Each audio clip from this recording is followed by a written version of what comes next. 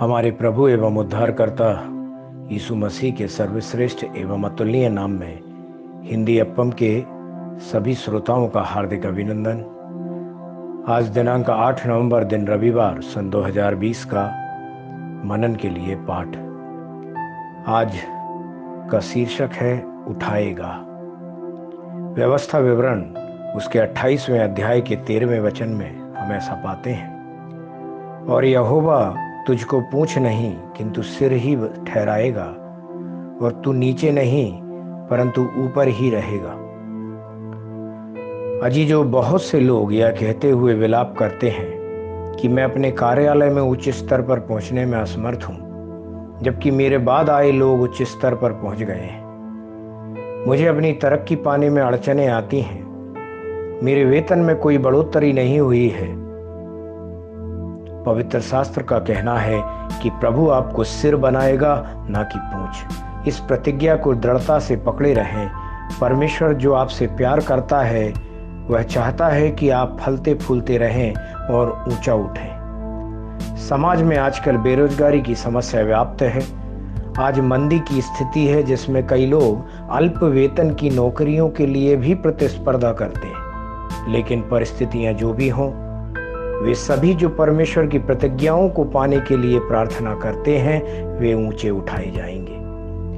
जब उड़ाऊ पुत्र अपने पिता के पास वापस आया, तो उसके विचार और अपेक्षाएं निम्न स्तर की थी। उसने खुद को एक नौकर के रूप में ग्रहण करने के लिए अनुरोध किया, लेकिन उसके पिता को देखो, उसकी इच्छा थी कि बेटा सिर बने और पूंछ ना बने, सबसे ऊपर रहे, सबसे नीचे नहीं। इसलिए उसने अपने बेटे को महंगे कपड़े पहनाए, उसे जूते दिए, उसे एक अंगूठी भी दी। इतना ही नहीं, उसने उसे अपने बेटे के रूप में स्वीकार किया। यूसुफ को देखो, वह एक गुलाम के रूप में मिस्र आया था, लेकिन परमेश्वर की इच्छा और सोच यह नहीं थी कि यूसुफ दास बना रहे। परमेश्वर ने धीरे धीरे उसे एक देश के प्रमुख के रूप में उच्चतम स्तर पर बढ़ाया। वह जो एक पूंछ था, सिर बन गया। उसी तरह दाऊद का जीवन भी आशीषित था। वह जो भेड़ों को चराता था, उसने परमेश्वर को अपना चरवाहा मान लिया, जिससे वह कभी नीचे नहीं बल्कि हमेशा सबसे ऊपर रहा। परमेश्वर ने गोलियत और साउल को नीचे गिरा दिया जब वे दाऊद के विरोध में खड़े हुए। परमेश्वर ने दाऊद को अन्य सभी इस्राएलियों से ऊपर उठाया और उसे आगे बढ़ाया। परमेश्वर के प्यारे बच्चों, आपके कष्टों के दिन जल्दी ही बीत जाएंगे। आपके अवसाद के दिन जल्दी ही समाप्त हो जाएंगे।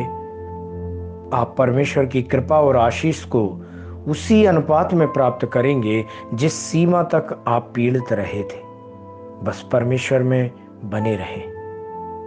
आज के ध्यान करने के लिए जो वचन है, यशायाह 45 का उसका 2 और 3 वचन, जहां इस तरह लिखा है, मैं पीतल के किवाड़ों को तोड़ डालूंगा, लोहे के बेड़ों को टुकड़े टुकड़े कर दूंगा।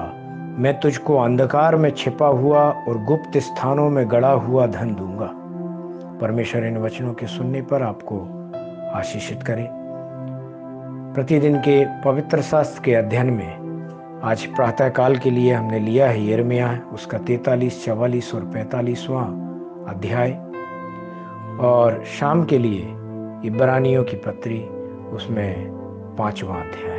परमेश्वर इन वचनों के सुनने पर, पढ़ने पर, मनन करने पर और इनके अनुसार चलने पर आपको बहुतायत से आशीष दे। आमीन।